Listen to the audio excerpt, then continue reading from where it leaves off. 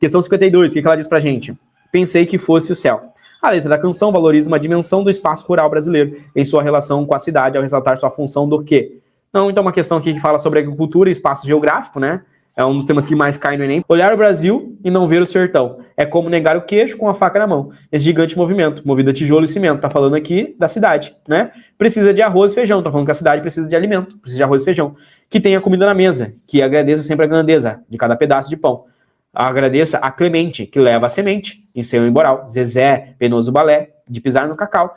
Maria, que amanhece o dia lá no milharal. Então, o que ele tá destacando? Ele tá destacando aqui, ó, personagens, tá? Personagens que, né, participam desse processo do agro aqui, né, e uma agricultura de subsistência, uma agricultura mais familiar, não é uma agricultura que já no caso mecanizada, quase que ele está dizendo aqui. Essa agricultura, muitas vezes tradicional, ela é voltada para o quê?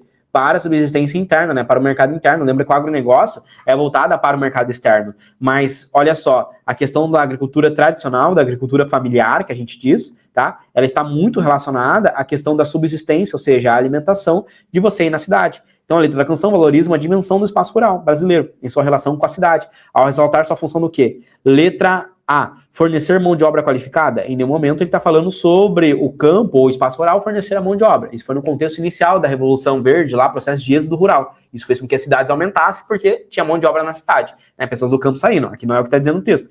Incorporar a inovação tecnológica. Perceba que aqui a gente está falando de uma agricultura familiar tradicional.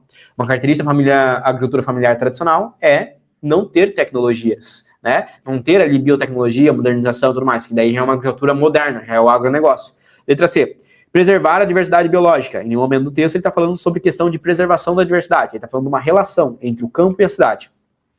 Promover a produção alimentar. Opa, aqui já é interessante, porque essa relação, aqui ele está trazendo uma relação da canção, onde, por exemplo, o espaço rural, tá? Promove ali a alimentação do espaço urbano, né? Então existe essa relação, né, essa importância entre o espaço rural e o espaço urbano, sendo o espaço rural um dos principais pilares da alimentação interna aqui do Brasil. Perceba que o que você come não é muitas vezes feito pelo agronegócio, e sim pela agricultura familiar, tá certo? Aquela agricultura mais tradicional, é ela que é vendida no mercadinho, é ela que é vendida ali muitas vezes no mercado. Tá? Letra E, garantir a moradia básica. Em nenhum momento ele está falando sobre garantir a moradia básica. Perceba que todas essas alternativas, elas fazem sentido se você assistir aula de agricultura. Por quê? Porque tem várias nuances. Quando a gente fala de agricultura, inclusive, pode cobrar sobre questão de moradia, sobre questão, por exemplo, da reforma agrária, e movimentos como o MST, entendeu? Mas não é o contexto dessa questão, vai ser o contexto de outra, tá? Mas tudo tem a ver com o mesmo tema. Então, toda alternativa ela tem que ter uma conexão com o tema, pelo menos, né? Por isso que são distratores.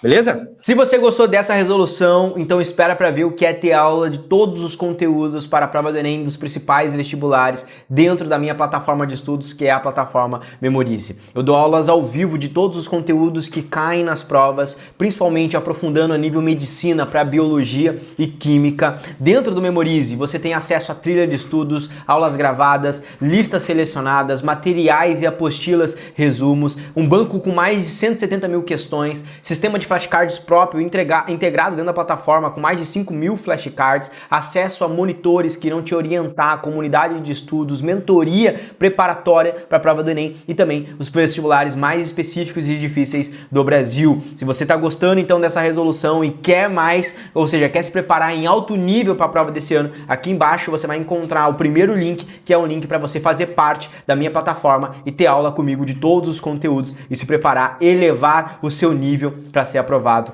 ainda esse ano. Clica aqui embaixo e vem fazer parte da maior e melhor plataforma de preparação para Enem e vestibulares do Brasil. Um grande abraço e eu te vejo lá dentro.